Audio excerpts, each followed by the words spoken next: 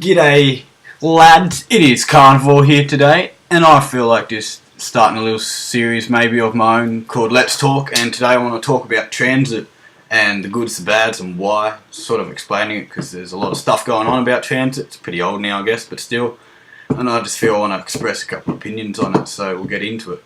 But before I do this, I feel like I'm missing something, so hold on a sec. Oh, there we go. Much better. Yeah, that makes sense. Wait. Nah, hang on. One more thing, okay? One sec.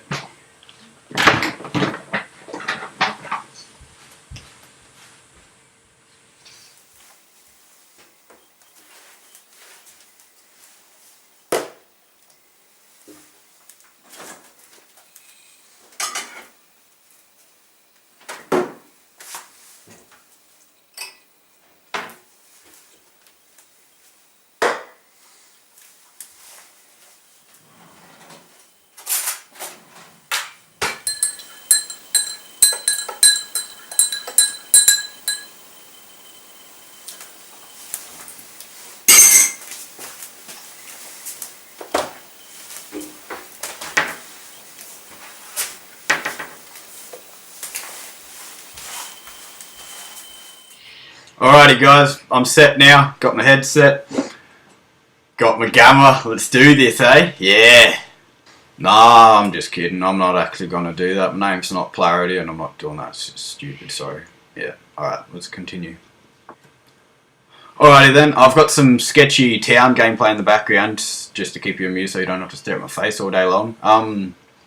Sorry I haven't got proper gameplay for all the stuff I'm talking about, blame Clarity for that. So yeah, we'll continue, eh? So first topic. Alright, my first topic is why TranZit is like what it is. So we go back, we'll go back a bit more before TranZit. We've got Moon, and at the end of that for the Easter egg, if you do the Easter egg, all the three rockets get launched off into the Earth and then blow the Earth up, and the Earth's pretty munted, eh? And so that's why TranZit looks like what it is, with all the lava and the fire and the destruction, and just everything's really sketchy looking. Because the rockets have hit the Earth and made the Earth what it looks like, which is destroyed. So that's why there's so much lava and fire and just chaos there. Nothing looks happy or pretty because it's been blown up. And then also their fire, that is a big problem, and I know a lot of people hate it, and it makes complete sense because it counts as a hit marker and can down you, which is not really what you want, especially when it's not small patches, it's all over the shop, so fire really makes it annoying. So I understand why people don't like it, and I don't like it myself either, but I would have loved it if Treyarch would have patched now or before and made a really expensive perk drink called hot chili sauce or something, I don't know, but for like, I don't know, 30,000 points or something, you could buy that and it would make you immune from hit markers from the fire. So you could still run through it and you're still like, you could still see it touching you, third person and first person, but it wouldn't count as a hit marker. So if they did that, it would be so much easier. Well, easier, yeah, but just more fun because you wouldn't have to worry about it as much. Training could be funner. It should be a better thing if they just found some way of just making that fire not hurt you, which they could have. So it's a shame they didn't. That's one problem that they could have fixed and they haven't. So that's another reason why TranZit is bad, because of the fire. So yeah, next point. Alright, next point, buildables. Oh, the old buildables, hey?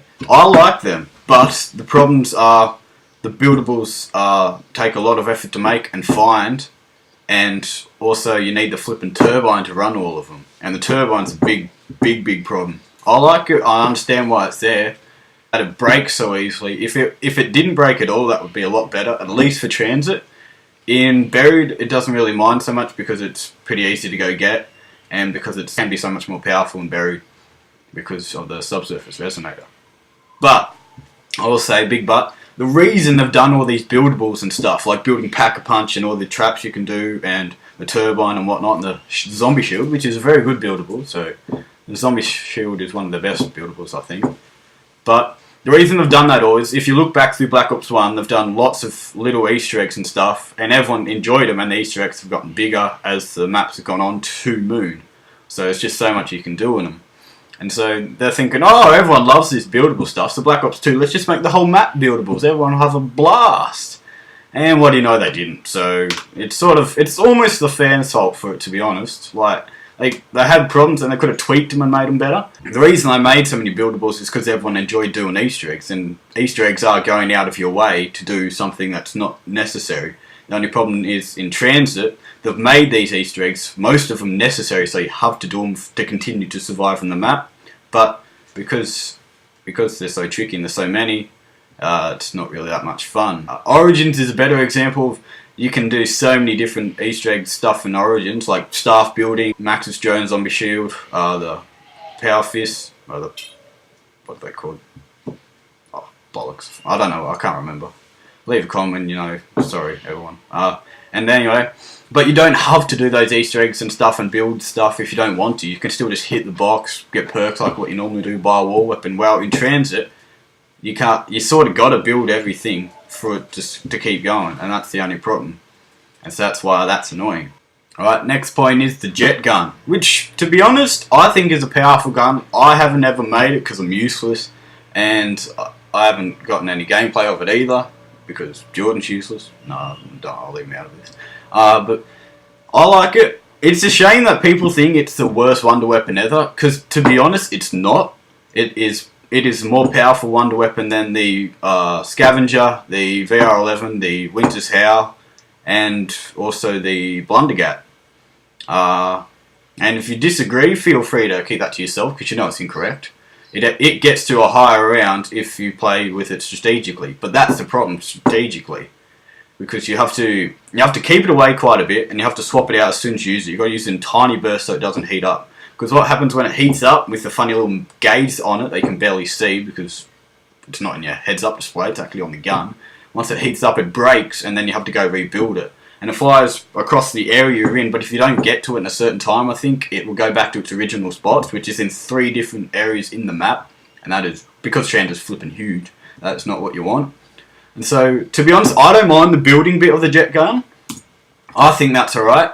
The bit I don't like is how it breaks when it overheats. That is just not needed, like, seriously. The Paralyzer is like what it should have been like, because Paralyzer is a heating up weapon like the jet gun, but when it heats up, it just stays what it is. It just doesn't work until it cools down.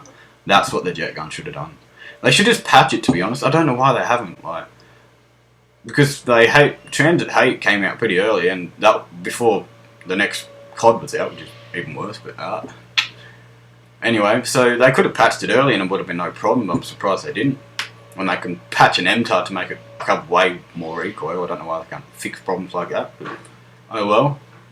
So yes, I don't mind the jet gun. It is a powerful weapon, it is a good weapon, but because of breaking it and having to build it, but more importantly the breaking it of it, that's why it's hated by so many people out there. So, and then the characters of TranZit. Well, to be honest, I don't mind them too much. They are nowhere near as good as the original 4, but they had to take it somewhere else, because Treyarch might have known that Infinity Ward definitely were next year, but then also Sledgehammer were making the year after, so they had 2 years to think of a great storyline for the old characters to continue on.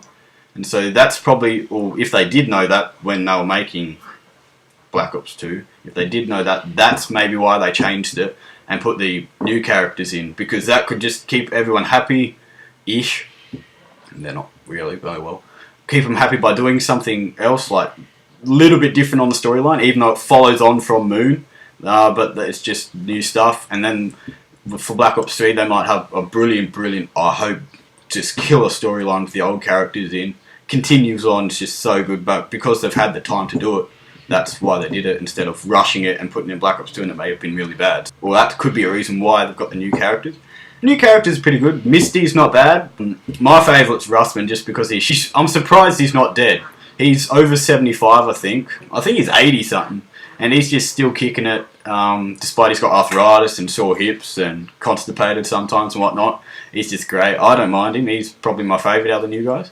Stuhlinger, he's pretty good too, but Milton or Gypsy Nerd, butthead guy, nah mate, he's a tool, so I don't like him. But they're not too bad, and they're sort of stuck in, they're not meant to be superheroes because they are just regular people that have just survived the zombie apocalypse, so that is why they are what they are. I don't mind them, so yeah.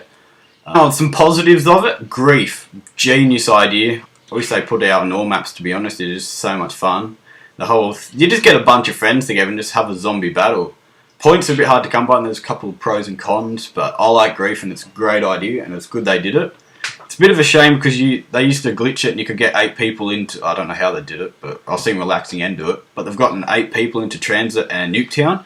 I don't know how they did that. Now, I don't even know if it was Grief, but it was so cool how they did that, and that would have been the funnest thing ever. Because it means you're not limited to 4 people. And for TranZit, 8 people is fine. I'm surprised they don't let you do 8 people in TranZit. It's so big, you can just do it. So positives though, Grief, very good idea. And then survival maps, where they just broke it down, each part of TranZit. So you got Farm, which had perks but no Pack-a-Punch. Town, which had Pack-a-Punch perks and, well, they all had wall weapons. And then you had the Bus Depot, which had just the mystery box, no perks. So it was pretty much... So it's the equivalent of the DLC you got when you bought Moon, which was, you got the old World at War maps. So you had one with just the mystery box, you had one with just perks, and then you had one with Pack-a-Punch. And then, so that's pretty much what that was. And Survival is just pretty much how long you can last without Wonder Weapon, so it's just a matter of your patience. No one can crack 100, I think, just because it's just so impossible, but watching some of the zombie pros just go on and on. I think the best I know is 85 on Nuketown by one of the zombie legends. They're not too well known, but they just go on and on Survival. It's crazy. And it's just good fun to jump into those matches because it's just really fun to do, easy to set up because it only takes, you don't have to turn power or anything, you just jump in, buy some weapons, get stuff rolling with your mates, just good fun. I played Town so much, most played map. So that's all good. I really like Survival, it's a good thing they did that. And then when they added Turn to Diner, great idea too, good fun. Sadly, because it originally did count to your downs, as a co-op stat when human and became the zombie. That counted to your down, so that's why not many people play it, I think. If they have patched that, we're not positive, but Base Party said that they might have patched that now, so it's just a co-op stat, not a career stat. But that's a good idea, like Turn. So those things I think were really good ideas that had to do with Green Run and TranZit, so it's good they made. Now just the really confusing part is where there's so much unnecessary stuff in there. The lack of wall weapons, how they didn't put the AM94, PDW, SVU in, yet they put that in Buried and Dire Eyes. They needed so many more wall weapons in that place just because it's so big and there's so much travelling, you need weapons. AM9, there's no weapon in town, and that is the dumbest decision they've probably ever made. They should have put like 3 weapons there, another 2 there. They could patch weapons in, I don't know why they don't. When they can put Mule Kick in maps afterwards, back to the first map was made like 8 months ago back in Black Ops 1, they could patch war weapons in.